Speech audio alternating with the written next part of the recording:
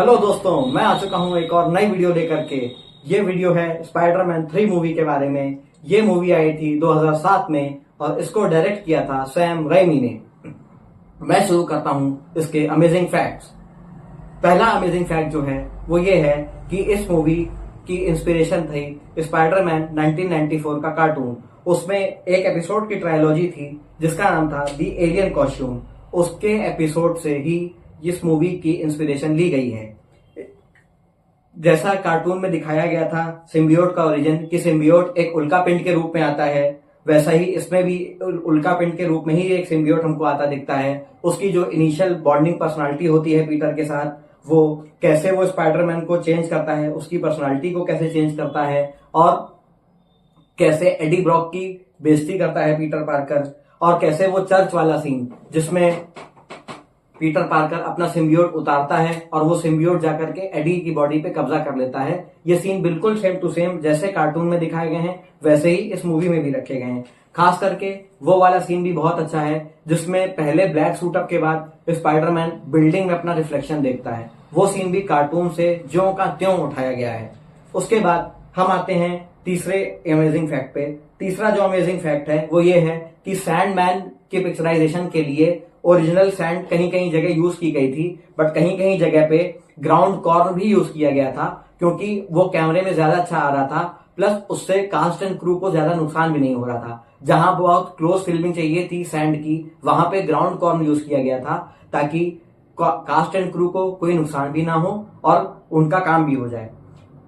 3 साल लगे थे सैंडमैन के विजुअल इफेक्ट्स बनाने में और साथ ही साथ सैंड स्कल्पचर से भी एडवाइस दी गई थी कि कैसे उनका मूवमेंट होना चाहिए, क्या उनको करना चाहिए। उसके लिए पीटर पार्कर का जो वायरल डांस है इसमें, बुली मैगवायर डांस, जिसने हमको बहुत अच्छे अच्छे मीम भी दिए हैं, उस सीन को टोबे मैगवायर ने इम्प्रोवाइज किया था क्योंकि वो स्क्रिप्ट में इन डिटेल नहीं दिया था। And we have to agree that it was the best dance of the trilogy.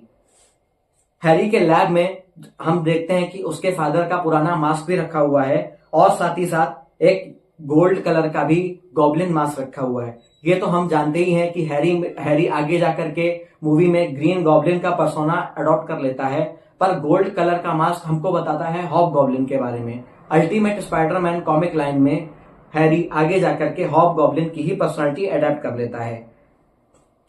Movie में एक भी बार वेनम वर्ड इस्तेमाल नहीं किया गया है। हालांकि जब सिम्बियोट सबसे पहली बार बाइक पे चिपकता है पीटर की नंबर प्लेट पे, तो वो वी शेप लेता है, V for Venom, as you all no.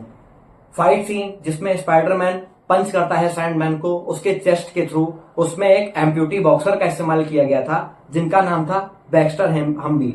उनकी हेल्प ली गई थी इस सीन को फिल्माने के लिए।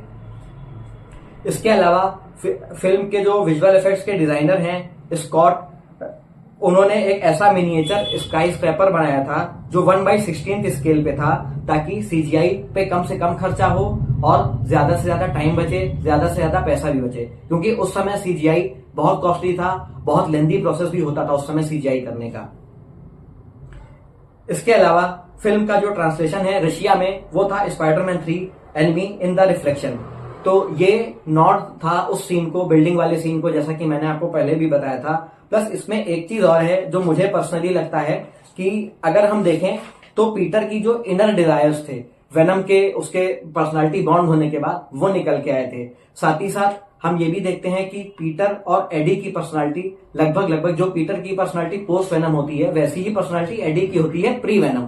तो वो भी एक इसका नॉड है कि enemy with in. Partial scenes जिनमें स्पाइडरमैन हमको आर्मर्ड कार की बैक पे हैंग करते हुए दिखाया गया था, वो क्लिवलैंड में शॉट किए गए थे। ओहियो में ये एक जगह है क्लिवलैंड, वहां पे इनको शूट किया गया था क्योंकि न्यूयॉर्क में इन सीन्स को शूट करना बहुत महंगा भी पड़ रहा था। प्लस न्यूयॉर्क में हमें पता है कि ओवर पॉपुलेटेड सिटी है वो, तो वहां पे, और तब तक स्पाइडरमैन एक कल्ट क्लासिक मूवी बन भी चुकी थी, तो वहां पे अगर स्पाइडरमैन की शूटिंग होती तो इतनी भीड़ हो जाती कि वहां पे इस सीन को शूट करना बहुत मुश्किल हो जाता। और अभी भी जो स्पाइडरमैन की शूटिंग हो रही है वो भी न्यूयॉर्क में नहीं हो रही है, वो भी एक दूसरी जगह पे हो रही है। तो आप मुझे कमेंट्स में बताइएगा कि वो कौन सी जगह है। एडी ब्रॉक जो पीटर को टाइगर बोलता है एक सबसे लास्ट के क्लाइमैक्स वाले फाइट सीन में, ये नॉड था एमजे का उसको टाइगर बोलने का, क्योंकि एमजे भी स्पाइडरमैन 2 में उसको बोलती है गो गेट देम टाइगर। ये कॉमिक्स से स्ट्रेट अवे लिया गया फैक्ट है, क्योंकि कॉमिक्स में भी मैरी जेन पीटर को टाइगर बुलाती है।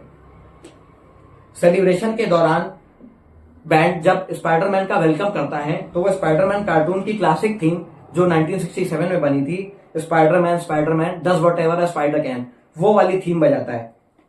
साथ ही साथ स्टैन ली का जो कैमियो है फिल्म में, उसमें वो एक फ्रेज बोलते हैं नफ सेड, जिसमें वो कॉमिक्स में भी इस्तेमाल करते थे जब वो अपने एडिटोरियल्स लिखते थे या जब वो अपने शॉर्ट नोट लिखते थे कॉमिक्स में।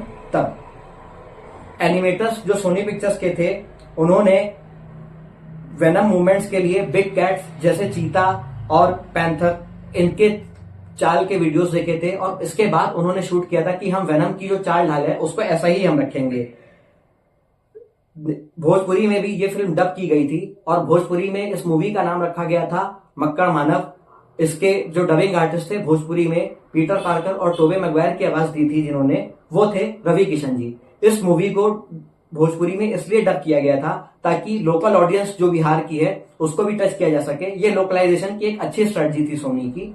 इसके अलावा पीटर पार्कर जब मिस्टर डिटकोविच को बताता है कि मैं आपको रेंट तब दूंगा जब आप अपना दरवाजा ठीक करा करके देंगे, तो हम देखते हैं कि वो एक खिड़की बंद कर रहा है अपने कमरे की। बगल में ही, जस्ट बगल में ही एक किताब रखी होती है जिसका टाइटल है जेकेल एंड हाइड, जिसको आर.एल. स्टीवेंसन ने लिखा है। ये एक आदमी के बारे में है जिसकी ड्यूअल पर्सनालिटी है और हमको पता है कि मूवी में पीटर पार्कर भी ड्यूअल पर्सनालिटी होल्ड करता है, स्पाइडरमैन की भी और खुद की भी, और अगर हम और क्लोजली देखें तो स्पाइडरमैन की भी और वेनम की भी।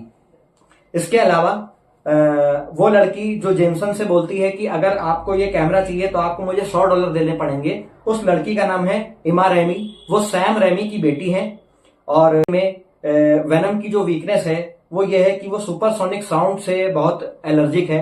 सेम वीकनेस मार्वल के एक और कैरेक्टर डेयर डेविल की भी है, जिसे हमें आगे की फिल्मों में मार्वल में कॉन्साइड करते हुए भी दिखाया गया। स्पाइडरमैन नो वे होम में भी हमने देखा था कि मैट मर्डॉक ही पीटर पार्कर की मदद के लिए आता है।